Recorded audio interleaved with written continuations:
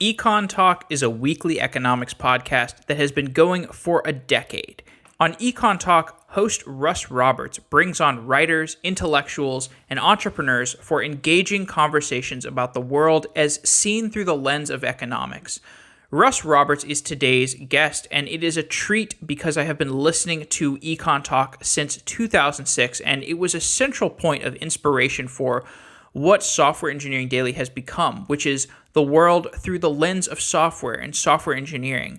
So on this episode, we talk about how software impacts the world economically, from Bitcoin's promise of zero-cost transaction to the opportunities and regulatory challenges of the software-enabled gig economy, to self-driving cars. It's really an engaging conversation that was really a treat for me. Before we get to that episode, some quick announcements. One, if you're interested in working on Software Daily, you can check out this project at softwaredaily.com. We are building an open source news and information site about software. And if you're a web developer and you have some spare time, check out the repo. Also, you can go to softwareengineeringdaily.com where you can find things like the Slack channel, my Twitter account, my email, if you want to send me some feedback or some criticism. You can also sign up for Software Weekly, our weekly newsletter. It's really building into a community about software engineering, and I hope you'll check it out. So with that, let's get to this episode about EconTalk with Russ Roberts after a quick message from today's sponsor.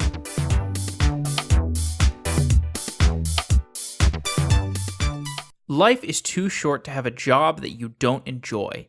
If you don't like your job, go to hired.com/SEDaily. Hired makes finding a new job enjoyable, and Hired will connect you with a talent advocate that will walk you through the process of finding a better job. It's like a personal concierge for finding a job. Maybe you want more flexible hours or more money or remote work. Maybe you want to work at Facebook or Uber or Stripe or some of the other top companies that are desperately looking for engineers on Hired. You deserve a job that you enjoy because you're someone who spends their spare time listening to a software engineering podcast. Clearly, you're passionate about software, so it's definitely possible to find a job that you enjoy. Check out hired.com/SEDaily to get a special offer for Software Engineering Daily listeners. A $1,000 signing bonus from Hired when you find that great job that gives you respect and salary that you deserve as a great engineer. I love Hired because it puts more power in the hands of engineers. Go to hired.com/SEDaily to get advantage of that special offer. And thanks to Hired for being a continued longtime sponsor of Software Engineering Daily.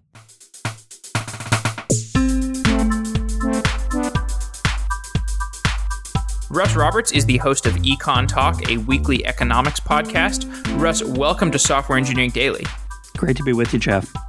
I started listening to EconTalk about a decade ago, and around that time, I was an online poker player. And because my economic worldview was centered on the poker world, when I would listen to EconTalk, it would expose me to concepts that sometimes it would confirm the zero-sum nature of poker, but other times it would challenge that nature. And now, a decade later, I'm doing software engineering, and I find that the same thing is the case. I have a worldview about how software frames economics, and when I listen to EconTalk, sometimes that worldview is shared by you, and other times it's entirely challenged.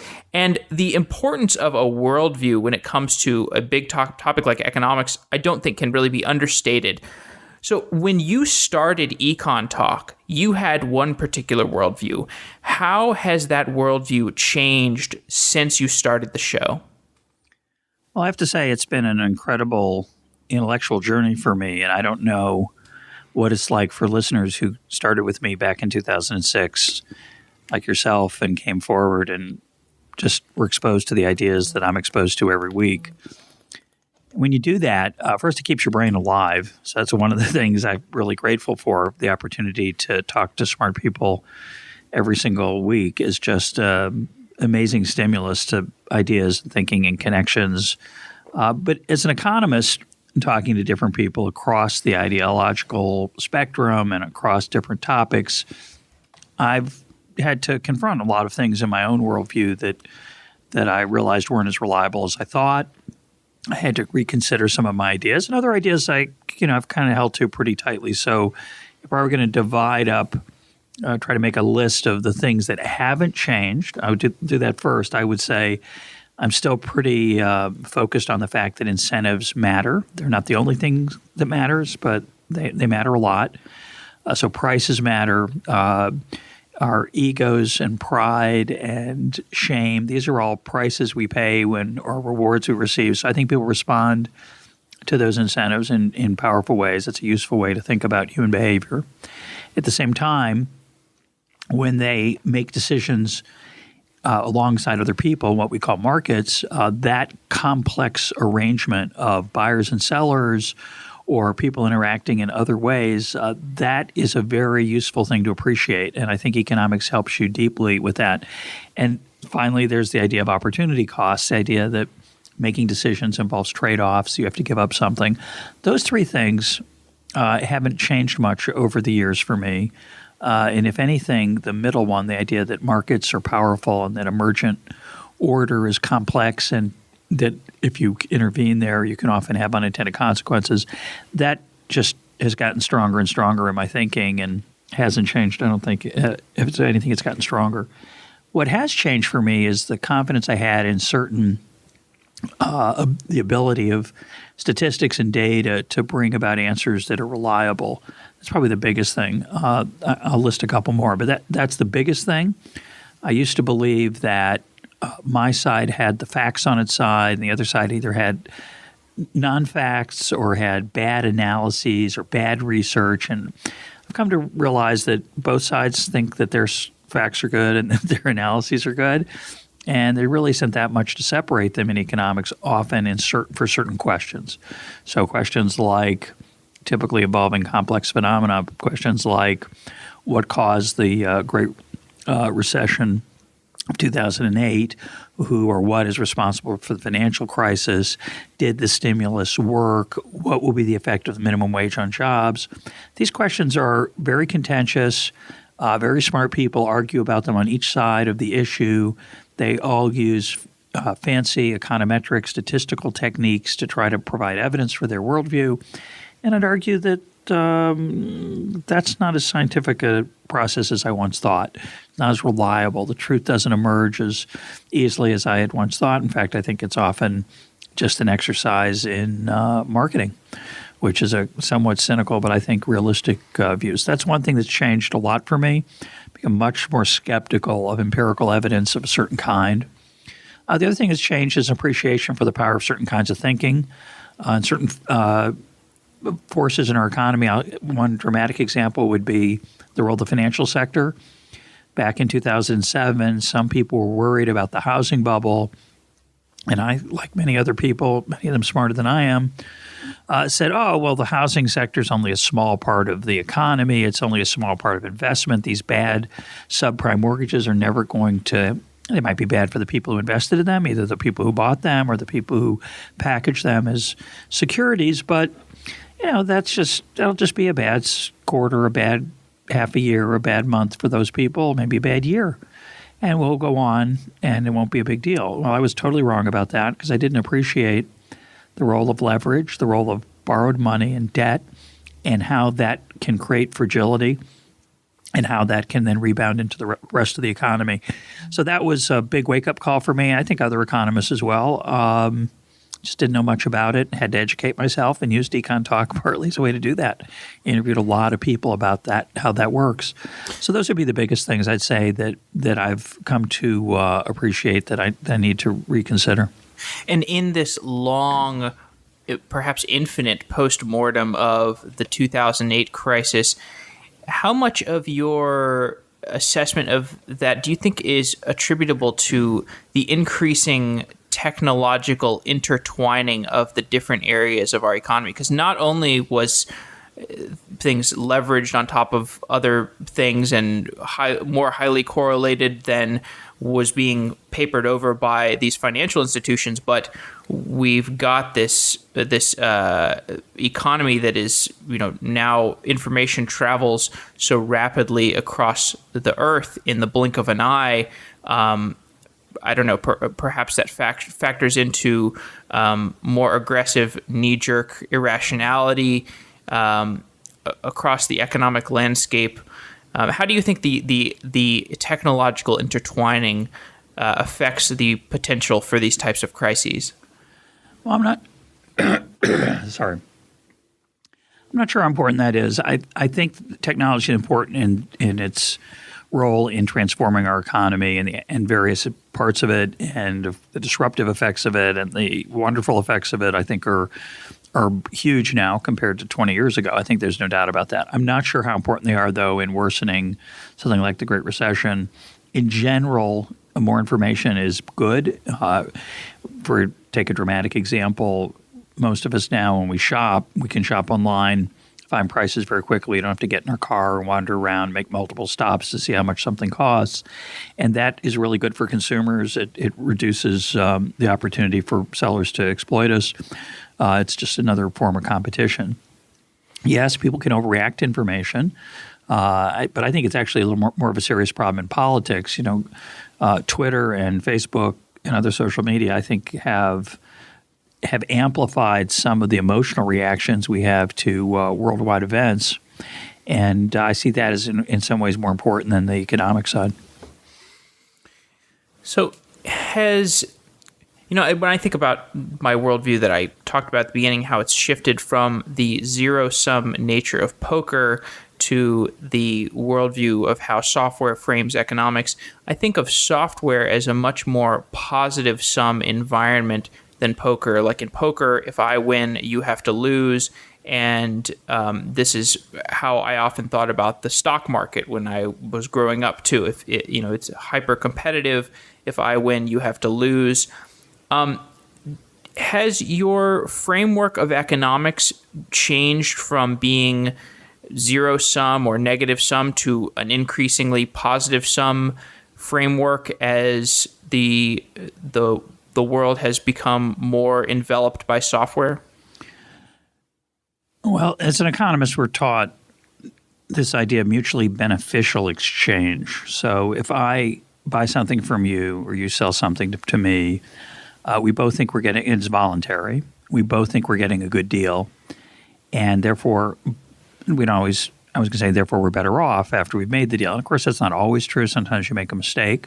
You think a product or a service is going to have an impact that it doesn't have, in which case you're worse off after you've made the deal. But in general, we expect trades that we make, activity that we do economically to be beneficial, or we wouldn't do it. And that's a belief at the heart of that view is the idea that people are fundamentally self-interested. They look out for themselves. They're rational. And it doesn't mean they're perfect maximizing, calculating machines. It just means that they tend to do things that help themselves and they tend to avoid things that don't. It's a very weak level of rationality and self-interest. I think it's true. Again, I want to emphasize it doesn't rule out mistakes. It also doesn't rule out people doing things to help other people. Of course, that gives us satisfaction, or we might think it's the right thing to do.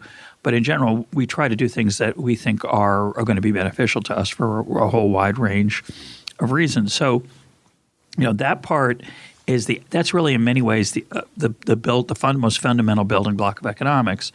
And from that comes the view that essentially economic life is not zero sum; it's positive sum. That by my exchange of corn for your wine, I get something I didn't know how to make wine. You get something you weren't growing corn, and we're both better off. So that's positive sum. I didn't take advantage of you. You didn't take advantage of me. Now, of course, the rate at which we exchange wine for corn could be better or worse for one of us than the other. There may be some role for negotiation, or I may have lots of alternatives out in the world for those goods. That means that you really can't exploit me, and even if you're the greatest negotiator in the world, it won't matter. So this idea that exchange, instead of calling it exchange, call it economic activity. Economic activity, what Adam Smith called the human propensity to truck, barter, and exchange, to give and take, to buy and sell, to hire and to work together with people. This tends to make all the parties better off. And you say, well, I don't know if that's true. That seems a little bit Pollyannish. It's too optimistic. But if you look at human history, you see it in action. Human history, take the last 400 years, 300 years, 200 years, 100 years, 50 years, 25 years, doesn't matter. We see a world that has increasingly more people in it, which, if the world were a zero-sum game, would mean that each of us would have a smaller share. But in fact, it's the opposite. Each of us has a larger share than human beings had many decades and centuries ago. And in addition, as we go forward and as we trade more with each other, as we open our borders, which is what we've done over the last 50 to 100 years, we see more and more interaction economically across borders, not just within borders, and we see more and more people escaping poverty around the world. So there is a positive sum impact of economic activity that can't be denied, and it can't be explained any way other than at the heart of it, the fact that we interact more and more with each other. And that is the source of my fundamental optimism about human history and about our future. There are things that could change that, of course. I'm not a fool, but I think overall the path of human history is one toward longer life, better economic prosperity, less starvation, and it's a marvelous, glorious thing.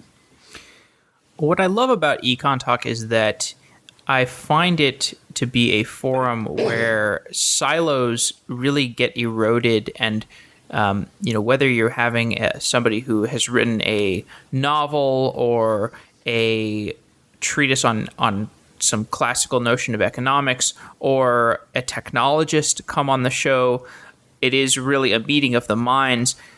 But I am particularly curious about if you find that there is a gulf of belief between the technologists who come on your show and the people who are trained more in the academic science of economics. That's a great question. I come out to Silicon Valley. I come out to Stanford every summer for the last 12 years or so, and I try to interact with visionaries, entrepreneurs, venture capitalists, and as guests, and just conversationally anytime I can, because it's such a live and exciting place. And in that encounter, you see a very, very different worldview as you're talking about. Just take one extreme example. A lot of economists in the academic world think that we're in the middle of a period of great stagnation, that incomes, except for the very top few percent, are stagnant. No one's making any progress. And you come out here and you hear all these people saying, we're going to solve all the world's problems in about 6 months. Just give us a little more time. We're going to change people's health dramatically. We're going to change people's access to all kinds of things. And you see it. It's happening. So one thing I notice about most technologists is that they are very optimistic. And they think that most problems can be solved by technology. So I take half of that. I'm also very optimistic. I think technology is a very powerful way to transform people's lives, often for the better. But I don't see technology as, quote, solving all problems. In fact, some might say the essence of economics is the view that there are no solutions, there are only trade-offs. Now, technology can give you the equivalent of a free lunch. Technology can, lower costs dramatically and really push out the opportunities that everybody has. So in that sense, it's not an economic phenomenon. It's a little bit different. But I'm not quite as optimistic as some of the people are out in the technology sector and in the technology world that perfection, nirvana, utopia is only a few years of Moore's law away. I think there's a little bit of over-optimism about problem solving. And part of that comes from the fact that so many problems do get solved through technology that I think people become a little bit worshipful of it. And sometimes that optimism is correct. So but it's a different perspective, and I like to be exposed to it. I find it very invigorating. Well, that quote that I think is from William Gibson or some other technology writer, that the future is already here, it's just not evenly distributed yet, I think really wraps up the point that you just made, that things are changing and things are changing quite quickly, but the rate at which they propagate to the rest of the world is quite variable, depending on the type of technology, depending on the different policies that are in place in the types of localities that need these technologies in order to make a step change improvement. So one specific step change improvement that I am curious about asking you about is something you've done several shows about, which is Bitcoin. And this aspect of Bitcoin kind of gets ignored sometimes, but one of the big aims of Bitcoin is to drive the transaction cost of money transfer to zero. And I think you would probably agree with me that the frictions of having a high cost of money transfer are quite great and contribute to a lot of probably economic inefficiencies. So I'm curious to what degree you agree with that and what you think a world with frictionless money transfer would look like.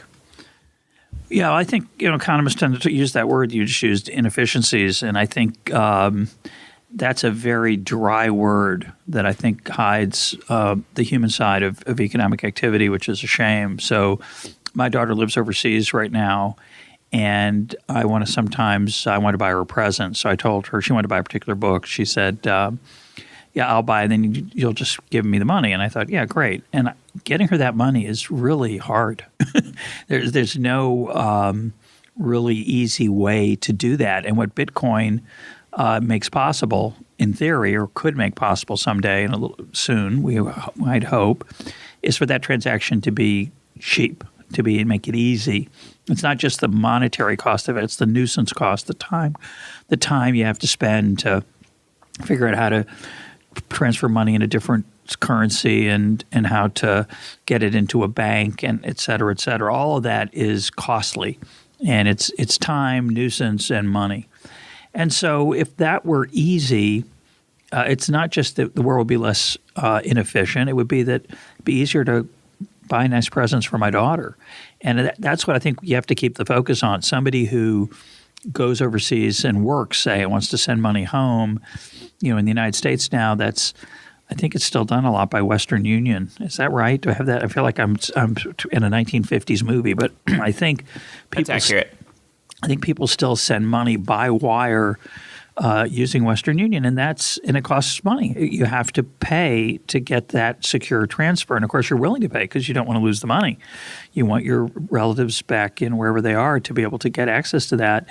And I think if we could make those costs smaller, the world would be a much better place for lots and millions and probably billions of people.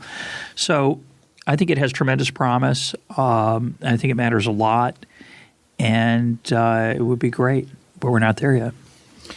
You mentioned this framing a little bit earlier about how some people who are academic economists believe that we're in an age of stagnation. And one example of this is Tyler Cowen, who you had on your show, EconTalk. He wrote a book called Average is Overpowering America Beyond the Age of the Great Stagnation. And his claim is that modern economies are becoming increasingly unequal, and the inequality is largely driven by how well humans can complement the functionality of their computers. Basically, if you are not a good complement to your computer, you are increasingly becoming perhaps obsolete as a worker. To what degree do you agree with this thesis? Well, I think the last part's important for the long run, and we don't know when the long run will be. Is it 5 years from now, 10, 20, 50? I think it's true, and I had Kevin Kelly on talking about this as well recently in his book, The Inevitable. He deals with this, and I think it's true that eventually, as artificial intelligence becomes more and more powerful and more prevalent in our lives, that your ability to use machines, use artificial intelligence, use your computer, use robots to make yourself more productive is going to be the key to having command over lots of stuff. And that would be meaning to have a wealth to be prosperous financially. So I think that part's true.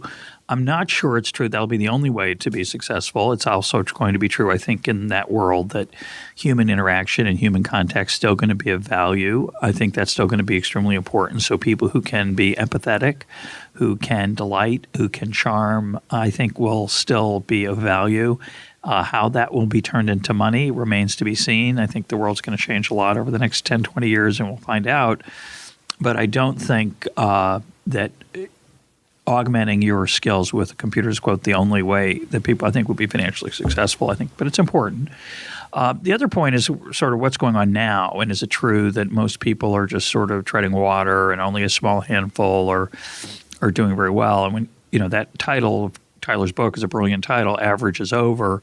What he's really getting at there is that when we say the word average in everyday English, we mean typical, the average American.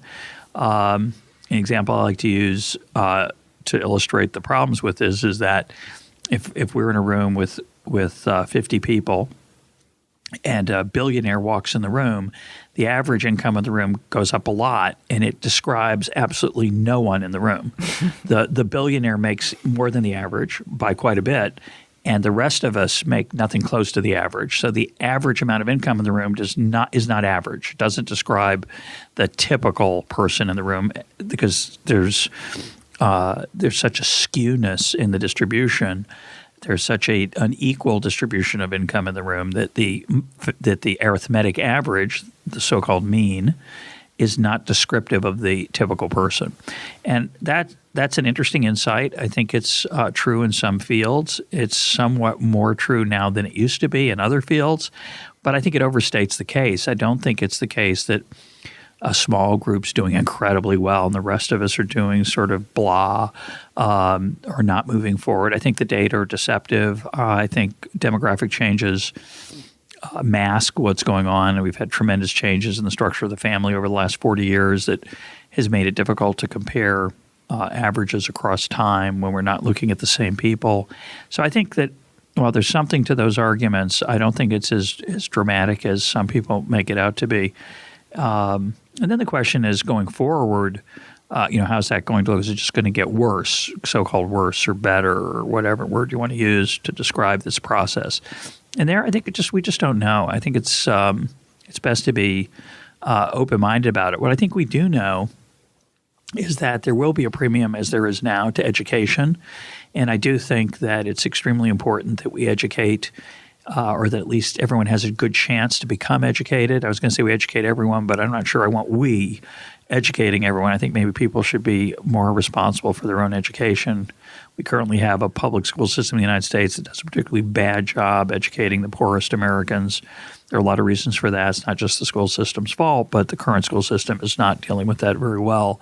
So if I had to pick the one single area where I'd want true change, it would be that area, because I think that is the key to allowing more and more people to flourish and to be part of a prosperous economy.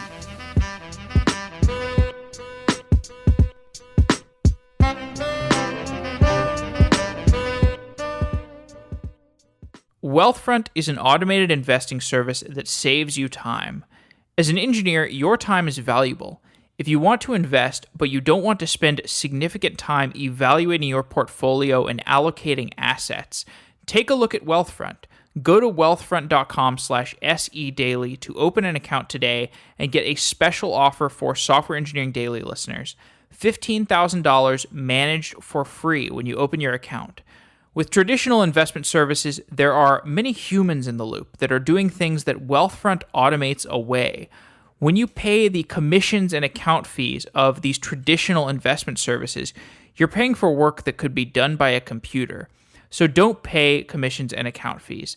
Maximize your gains with Wealthfront's Set It and Forget It investment automation. Check out wealthfront.com/SEDaily. It would support Software Engineering Daily, and it would introduce you to the world of automated investing.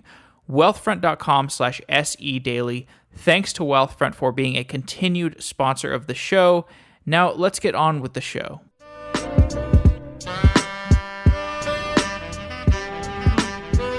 You had Kevin Kelly on EconTalk recently, as you just said, and I found that interview to be enlightening and his book, The Inevitable, to be equally enlightening. And as I read it, I felt that the spaces that he discusses in that book, like machine learning, virtual reality, several other things, these are going to cause immense change at a rate that might be going to be faster than we're prepared for. How how would you like to see policymakers respond to this? Well, that's a really interesting question. I think, it's the first place to start to answer it is to look at how we've responded to smaller changes that we've already endured or got to enjoy, depending on your perspective. So Kevin Kelly gives it's a great book, by the way, The Inevitable. He gives a really nice example. Page turner. Yeah, it is a page turner. But he's just such an interesting mind. He gives the example in the book of cell phones, how it used to be we didn't know what to do with cell phones when you were with a group of people and your phone rang. And he said, we learned how to turn off the ringer, or the manufacturers put a vibrate option on so that you wouldn't disturb people. But that's a nice example. But at the same time, I think we really struggle socially, especially those of us over the age of, say, 30. We struggle socially with the fact that our phones are increasingly interacting and interfering with our face-to-face communication. And if you go to a social event now or you walk down the street and you see people absorbed in their phones, it's kind of obvious that that's a big change. It's a big social change. How important it is, I don't know, but we certainly are interacting with each other and with technology in a way that we didn't 20 years ago. And there are conventions that have changed as a result, norms, what's considered polite, what's considered rude. And those are going to evolve and change as technology changes. And those problems kind of take care of themselves, more or less. I don't think you need a quote, policy change. Similarly, I'd say that the other example I would give that's dramatic is it's pretty clear that people are watching a lot less television, but they're not spending less time in front of screens. They're just looking at a different kind of screen. They're looking at their cell phone. They're looking at their laptop. They're looking at their tablet. And again, there's no policy issue there for me. It's just that as a human being, I have to think about how much of my time do I want to spend watching cat videos and refreshing my Twitter timeline versus hanging out with my kids or reading a book or looking off at the sunset or whatever it is. And I think that problem or challenge or change is going to be trivial compared to what comes with really first-rate virtual reality. So as much time as my kids want to spend on YouTube and my efforts to try to keep them doing something else, that's going to get a lot harder when really first-rate virtual reality comes along. And I think there is going to be, whether you want to call it a temptation or an opportunity it's going to change a lot of things. One of the things I learned from reading Kelly's book and interacting with an EconTalk listener who kindly got me some exposure to VR, to virtual reality in advance of that interview, is just how powerful that's going to be. I sort of thought it's just going to be people playing games in a more dramatic way, and I'm not much of a game player. I thought, it's nice, but it's actually going to change everything. And it's in many ways the way the internet has. The internet has changed everything in ways that we don't really appreciate, don't really fully understand, and haven't fully exploited. The opportunity to connect, billions of people across space and time is just magnificent, and we're going to find all kinds of new ways to use that opportunity. And similarly, virtual reality is going to have a similar impact, I think, and it's foolish to try to predict how we're going to cope with it or what it's going to be, but it's going to be a big impact. And one thing I think about is like the internet is, has been such a thing to grapple with as a society. But, in The Inevitable, Kevin Kelly's talking about these multitude of trends that he identifies that seem like they are internet-sized trends, and they're happening simultaneously alongside the internet itself, which continues to grow and change things. I think a microcosm of one thing that in an event we're going to see more things like this is, we had the first self-driving car death a few weeks ago, and I'll be curious to see how the policymakers respond to this. But do you have any insight into how policymakers can or how they should assemble around this type of event where the world of atoms is increasingly intersecting with the world of bits in a way that may be difficult or perhaps at least unprecedented to respond to? Well, just one thought before I try to answer that, which is that it's true a lot of these things they're all happening at the same time, and they're all happening faster than might have happened. Change might have happened in the past, but there are some limits to how fast change can happen. We can't borrow money from Mars. The Martians don't have a big venture capital sector that we could exploit to try to, say, move faster, because there's still opportunity costs. There's still money spent researching virtual realities, money that can't be spent on researching, say, the Hyperloop or the driverless car or whatever it is. And as a result, even though these things are all going to move forward at the same time, the speed at which they move forward is very unpredictable and is limited to some extent by just the amount of human time and resources we can apply to them. So that's the first thing. The second thing about policymakers, to get back to the heart of your question, policymakers aren't really equipped to deal with these issues. They have a natural tendency to listen to entrenched interests. So driverless cars are really dramatic, but just something that's, much less dramatic, which would be ride sharing, Uber, Lyft, et cetera. They've thrown up a lot of roadblocks to those, pardon the pun, they've thrown up a lot of roadblocks to that process because vested interests such as cab companies or hotels, in the case of Airbnb, are threatened in the pocketbook by it. And I understand that natural impulse. And so, it makes it very transparent that policymakers don't look for the best policy. They are often human beings trying to figure out how to respond to the incentives they now find themselves facing. They still have to get reelected. They still have to finance that reelection with money. And they tend to listen to politically powerful people and not necessarily design the, quote, best policy. The interesting case of driverless cars and until recently drones is this issue that they're just kind of proceeding without any framework, which is the way I'd like to start and maybe continue. But that isn't going to last long. It could. I started to say it can't. Of course it can. But the natural impulse of policymakers is to rein those kind of changes in if they particularly threaten existing owners of assets or business models. So it's fascinating to me how many disruptions take place that the policymakers sort of stand aside and say, "Oh, that's life. Got to deal with it," versus those where they say, "Oh, we can't let that happen." And there's no, I don't think, particularly good rhyme or reason for it, other than often the political expediency of it. Well, I do think that some of these tech giants are being very deliberately gun shy in how fast they're deploying these types of technologies. For example, I think we'll see Amazon be very, very slow about how they deploy drones because they don't want a drone running out of battery in midair, falling on somebody's head and giving them a concussion. So, that actually brings me to a question I had for you about internet monopolies. These giant internet companies like Amazon or Google or Facebook, do you think that we should be regulating these potential internet monopolies more severely, or are the monopoly profits of a Facebook or a Google, are they a well-deserved consequence of fundamental technological breakthroughs?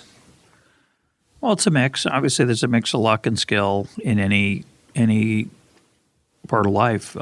It's not just technology. It's not just the internet. But certainly with the internet, things could have come out differently. And so there is a sense in which Jeff Bezos or Mark Zuckerberg, Sergey Brin, Larry Page, that they're not entitled to all the money, that they didn't just earn it through their skill. And there's also a question of if we take it away from them or regulate their businesses, does that discourage the next person from coming along? And the answer is, a little bit. Probably not that much. Some. Depends how big the tax is, depending on how much we regulate it, of course. But my general impulse, as you might suspect, is to allow market processes to respond to those situations. The question is that realistic? Is that reasonable? Is it reasonable to think? So, when Google was started, they weren't the first internet search business. No one had any idea what internet search really was going to lead to. No one could have imagined, I don't think, even Page or Brin, that Google would become the enormous company it has, that its span and reach would be as large as it is. There wasn't Gmail, just to take a trivial example originally. So that just exploded in all kinds of unpredictable and really mostly wonderful ways, at least for now. I could see, I know there are a lot of people who don't like Google, and obviously the potential for abuse is there. And that would argue that we do need some kind of regulation. But my general impulse is to allow them to protect their own brand name through good behavior. And to the extent that they deviate from that, they will be punished by the marketplace. Now, is that realistic given that it's hard to start another Google? And the answer is, I don't know. Hard to know. Certainly, change in right now, it looks like, well, there's just Google and Facebook and Amazon, and they're going to last forever and be really rich and be these multi-billion-dollar companies, and no one can compete with them. And yet, that's what people said, 20 years ago and 15 years ago about companies that are not so important anymore. Companies like IBM that faced a massive government monopoly lawsuit over their so-called uncompetitive behavior. So I think the most important thing is to keep the marketplace open to potential entrants, to make sure that these companies don't use the political process to twist it in their own favor, to make it harder for new entrants and new companies to start. I'd like to let that go forward for a while before we do anything to cripple them. Do you think that the Microsoft trial in the 90s, was that a mistake on the part of the government? Yeah, that was another one. It looked like Microsoft was just going to run the world the way we feel that Google runs the world now or Facebook runs the world. And it turned out not to be true. That doesn't mean it's always going to be the case that big companies, therefore, we don't have to worry about them, and therefore it's all going to turn out okay. But, Microsoft was thought to be the company that was going to control the internet through their browser. I think their browser was called Internet Explorer. That was Netscape. Yes. We had, it's amazing how quickly that world changed, and what was turned out to be important wasn't so important. Right. Right. So it's really. They didn't get the mobile phone. Yeah. Oops. Missed that one. The world is incredibly dynamic, and I have a lot more faith in the dynamism of human creativity than I do in the ability of bureaucrats to figure out what the right level of competition is. Having said that, there is something unusually powerful about, a company that knows where you live, knows what you buy, reads all your emails, your correspondence. I don't know if that's going to last the way it is now. So we'll see. So a more modern example of a company that might or might not be regulated is Uber, which you mentioned, and the gig economy more broadly. The policy discussions that are happening around these. You mentioned this in the Tim O'Reilly episode you had. The policy discussions seem kind of not really going after the things that are relevant. They talk about things like W-2 versus W-9 employees. These may or may not be the types of regulatory discussions we actually need to be having. Is there a way to regulate the gig economy in an effective way? And do you think that we actually need to start imposing that? Or are we still too early in the gig economy to actually have a productive discussion around what needs to be regulated? Yeah, so let's put aside the question of whether taxis versus Uber, just the question of how Uber treats, say, its drivers. So I take Uber, I don't know, and I probably take 20 a year or so, maybe 25, I don't know. So whenever I do, I always talk to the drivers just because I'm curious, and I also think it's a nice thing to do, unless they don't want to talk to me. But often they're almost always are happy to talk. And a couple things have emerged from that small sample of, say, 25 drivers. First is there's a huge range of the type of people who drive. Some are driving many, many hours a day, every day, trying to desperately make a lot of money or a decent amount of money or even just some amount of money. And others are doing it, occasionally they're retired. They're doing it for fun. They do it because they like to meet interesting people. They drive around. They're doing it while they're waiting for, say, funding for a startup, while they're waiting for some other job to come through. Many of them drive for multiple providers. They drive for Uber and Lyft. There's a new startup, I think, coming in New York City that I had a driver he's working for Uber, but he's giving their day's data to this other startup, which is trying to find out a way to treat drivers better than Uber is and riders. So it's a very dynamic and exciting time. Now, that's the positive side. Here's the negative side. The negative side is, and I should have one more thing, which is, if Uber doesn't have any drivers, they don't make any money. So they got to treat the drivers well enough to keep them in business, and they got to treat their riders well enough that they don't want to take their own cars or cabs or bikes or walk. So those constraints are very powerful, and so that's what drives my basic view that the government should pretty much stay out of it. Now, having said that, a lot of drivers are very unhappy who work for Uber because what's happened over time is that Uber has lowered their rates that they charge riders. Yay! But I'm a rider. As a driver, it can be very painful, especially if you invest in a nice car, say that gets decent mileage, because you're expecting to be an Uber driver and you make your calculations. Then you find out Uber changes their fares or changes the percentage that they reward drivers with per fare. And all of a sudden, it's a lot less attractive, and that's not fun. I totally understand that. But I think over time, competition between Uber and Lyft and whoever else can come along, and there's a bunch of them all trying to get a piece of that action, is going to be the fundamental force. That competition is the fundamental force that protects both riders and drivers.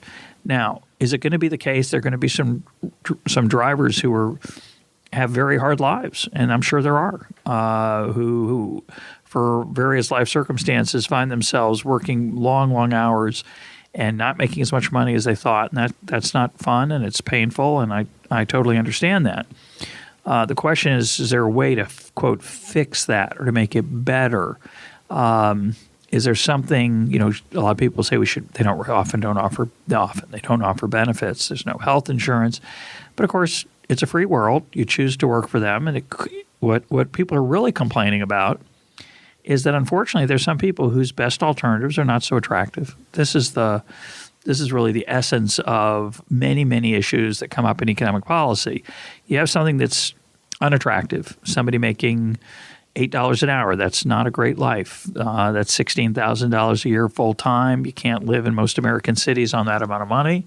So the people who are doing that, they're not starving to death. They're either living with someone else, a spouse, or they're rooming with other people to try to reduce their costs, or they're working multiple jobs. And that's not fun. We all understand that.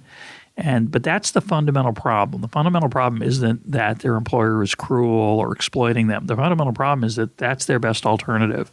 And so I come back to my point earlier, which is if we want to help those folks rather than do something that looks like it helps them but actually does help them, I think the best way to help them going forward is certainly to improve the amount of skills they have, is to improve the schooling they receive, is to improve the education that we provide to the extent we provide it through a public system that gives them better alternatives, that gives them a higher opportunity to make more money.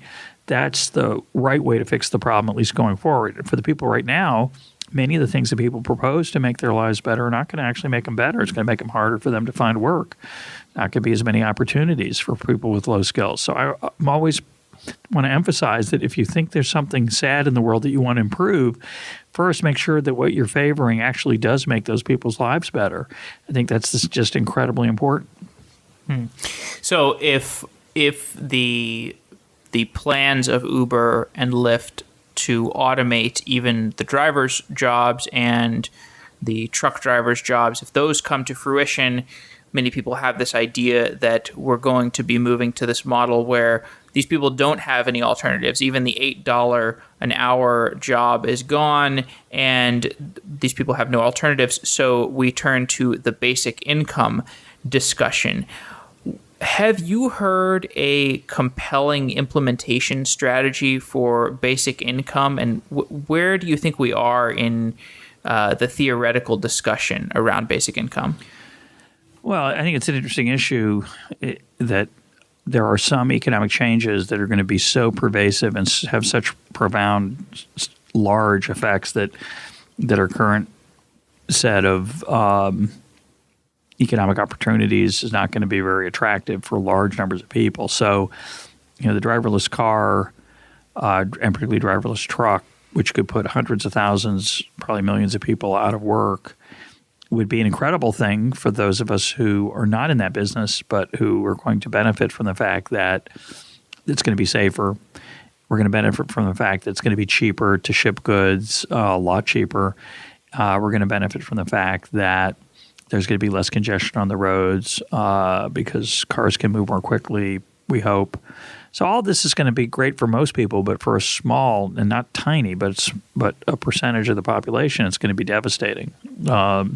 All those benefits I talked about aren't going to be much consolation if they can't find any work. And I think the issue is that the skill sets of the people who do those things, who drive taxis, drive Uber, and who drive trucks, their next best alternative, as you said, it's not clear what that's going to be. It might be very low paying. And I think the real issue there is an issue of self-esteem and pride and meaning in life. And I think the challenge we have, and this is a challenge I think it's going to cut way, across many more things than just our job, but also just how we spend our time. To take an example, I love the idea of being able to meet my daughter through virtual reality in an art museum in, say, Venice or in, say, Rome or London or Paris, and to explore it with her. She's knows a lot more about art than I do, and the idea that we could do that through virtual reality is exhilarating. I don't know if I want to spend 16 hours a day or 18 hours a day or 20 hours a day in the virtual world. And if we end up doing that, what's that going to be like as human beings? What's the world going to be like? I mean, I love to watch a good 3-minute tear-jerking YouTube video that combines music and words and ideas that moves me or inspires me or makes me laugh or makes me cry. And I can do it for a long time. I can do that for 45 minutes. I can do it for an hour. If I did that for 12 hours a day, what's my life going to be like? It's kind of like I love football, but if I watch 3 football games on Sunday and 9 hours of my life have been devoted to large people damaging themselves for my entertainment, I don't always feel so good at the end of the night. I was like, I think I should have done something different with my time. So I think that whole question is often ignored, and I think the issue of basic income or guaranteeing a minimum income for people, it sounds like a compassionate gesture. I'm not 100% sure that that's the ideal strategy for coping with the fact that the world's going to be both economically and perhaps spiritually challenging for people going forward. It's kind of like, it just reminds me a little bit of Brave New World and Soma. It's like, oh, here's some consolation, here's some goodies. Now, we don't want anybody to starve to death. I don't think people starve to death. I think there's private charity. There's all kinds of ways, I think, to give people ways to avoid horrible poverty. But I think the deeper question is going to be where we get our meaning from, where we get our spiritual texture of our life, and what's going to make life feel good. Is it going to be enough just to have money and buy stuff if I don't have a job for 40 years? Is that going to? Oh, don't worry, we've got you taken care of. We have a check for you every Monday. Just come down to the government office, and that, I don't know. That's there's something a little bit depressing about that to me. And whether that's for me or my children or somebody else's children, it just doesn't seem to me that's like a desperation stopgap measure. Now, having said that, we already do that, of course. We have lots of ways we give people money who have struggled in life, and there are worse things that we do with government money for sure. So it's not the worst thing that we do. The question is that if we move to a basic income strategy, would it replace or would it just lay on top of what we already have? So as a replacement, I think it's a pretty good idea. On top of, it's a horrible idea. And even as a replacement, I think we'd have to be aware of the fact that it doesn't really solve all the problems. To make sure that people have enough food to eat is a good thing. But to say that all of their financial well-being will come from their fellow taxpayers or their taxpayers living near them, I don't know. It doesn't seem like the greatest policy to me. I'd rather see other ways of helping people who are desperately poor. There's another theme of EconTalk that I'm a big fan of, which is kind of the idea that we have today massive amounts of data available, and many of the studies, whether we're talking about academic studies or economic studies or studies about health, the studies of the past have relied on relatively paltry amounts of data. And we're really finding out just how paltry they were with, for example, the lack of ability to reproduce studies that have been done And there was also I really enjoyed your episode about medical reversal recently, which is where medical practices that are ineffective or harmful, they're discovered by the healthcare community and reversed. And this is proliferate. And it really begs the question, if we have a lack of data, if we cannot make a conclusive judgment about something, then should we go with the judgment that we come to if we say we need 5 times the amount of data that we actually have to come to a judgment, should we just use the 20% of the total data set that we actually need? Will that get us somewhere close to the actual judgment we have? And I guess I'm curious, how do you think we should approach these types of questions where we have some drug that maybe we should test on somebody, but we don't feel we have enough data? And what are the ways that implementation of certain policies occurs where it actually ends up harming the end consumer because we do not have the requisite amount of data? Well, if you're an EconTalk listener, one of my big themes is humility, and I think we need to be a lot more humble about what we can get from small or big data. I think big data is potentially will improve some things, but it won't improve everything, and it's not magic. And I think there's a lot of misplaced optimism about the fact that if we have more data, we can solve more problems. I like the Nassim Taleb quote, big data, big mistakes. To some extent, having lots of data doesn't solve some of the fundamental problems of causation and connections between forces in a complex world. And I think there's a lot of just blind hubris and optimism that it's just going to fix everything. Of course, most of that comes from people who are likely to benefit from it. So I think from using it and having power, and I think you should always keep that in mind when you hear people talk about how great it is or how these experts, once they get the data, they'll be able to figure out the best way to do X, Y, or Z. A lot of times there's no way to find the best way. It's better to have 1,000 people experimenting and trying different things and letting people make their own decisions. So I think the temptation of big data, the most dangerous part of it, is probably the idea that it just needs some elite statisticians to figure out stuff, and then we'll just know what to do. And I don't think most of the interesting problems in the world come down to that kind of solution. And I think we need to be very careful about trusting or being overconfident about these kinds of applications of data to our problems. So I think we're going to get some understanding that we don't have. I think there are some good things coming, but I think we have to be careful not to overestimate the power of it. Mm. Okay, so I want to conclude with just kind of a offbeat question. You've had so many people on the show that are interesting, opinionated, often conflicting personalities. Who are the 2 guests that you have had on the show separately that you think would disagree the most? I don't know if I can answer that question. It's an interesting question.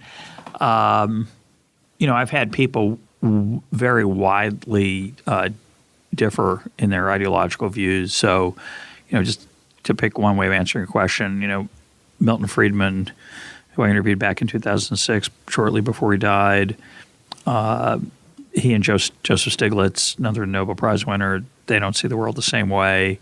And Jeffrey Sachs and William Easterly don't see the world the same way. Easterly thinks that aid has all kinds of unintended consequences and does it to poor people around the world and often makes them worse off. And Sachs is very optimistic about what we could do if we would just spend more money. And occasionally, of course, I've had guests on who disagree with each other. So that's really fun for me. I really enjoy being the moderator, not in a debate, which I think is not productive, but in a conversation, which I think is the way we learn the best. It's not about who can score the cleverest points or gotcha to their opponent, but rather who can defend their ideas in a thoughtful way when pressed. And I think that's the way we as listeners learn, and I think that's very, very powerful. So, I'm the common thread between those interviews, so I'm constantly listening to them argue in my head with each other, even though they don't go face to face or phone to phone.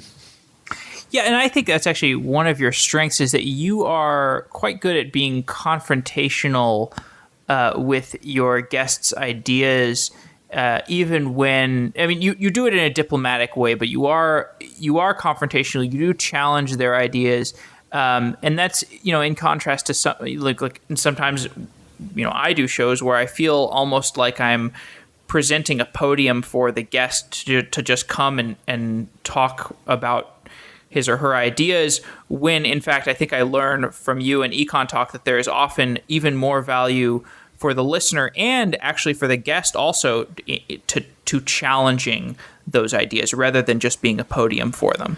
When I have a guest on that I know I'm not going to agree with, and it really doesn't matter. Even when I agree with a guest now, I try. And when I was younger, certainly when the show was younger, I was often guilty of sometimes cheerleading the guests who agreed with me, and now I try to challenge them as well. So I think what I have in mind when I'm doing those interviews is I'm trying to ask the questions that I think my listeners would want to ask, especially if they disagree with that person. So I'm trying to anticipate those questions. I'm also trying to ask the questions when I think the listeners are confused. So I try to ask the clarifying questions that I think listeners would want to ask. And sometimes I don't have to try very hard because I don't understand it. So I just ask, my rule is when people say to me, was it a good episode? Or they'll say, I didn't, let me say it a different way. Someone will say, I hated so-and-so. He was awful. I couldn't listen to him for more than 10 minutes. For one of the, it was the only time I ever turned EconTalk off. And I always want to say, well, you missed a chance to learn something. I didn't agree with him either. After 10 minutes, I was annoyed also. But here's what I learned. And if I don't find a nugget or an insight out of each episode, to me, it's a failure. Ideally, there's more than one. You hope, but one's pretty good. Nothing wrong with one. So if I learn something, a new way of thinking, a new set of ideas, a new framework, a new way to examine something, a set of facts I didn't know, a phenomenon I wasn't aware of, then I think the episode's been a success for me. In which case, I hope the same is true for my listeners. Yeah, sometimes it's quite an inconvenient thing that you learn, like the Will McCaskill episode about effective altruism. I found it incredibly frustrating how compelling his arguments were. Yeah, no, it's a very interesting set of viewpoints. I don't agree with all of them. Some of them I do think are incredibly important, and some of them I disagree with. But that's what's fun, is sparring with a really smart person who's got a really different way of looking at the world than you do, or one that you haven't seen before, or one you haven't been exposed to. And it makes you think. What a novel experience. Definitely. Okay, Russ, well, I want to respect your time. Thank you so much for all your work with EconTalk, and thanks for being gracious enough to come on to Software Engineering Daily. You did a great job. It was a pleasure talking with you. Thanks to Symfano for sponsoring Software Engineering Daily. Symfano is a custom engineering shop where senior engineers tackle big tech challenges while learning from each other. Check it out at symfano.com/sedaily. That's symphono.com/sedaily. Thanks again, Symfano. Wow.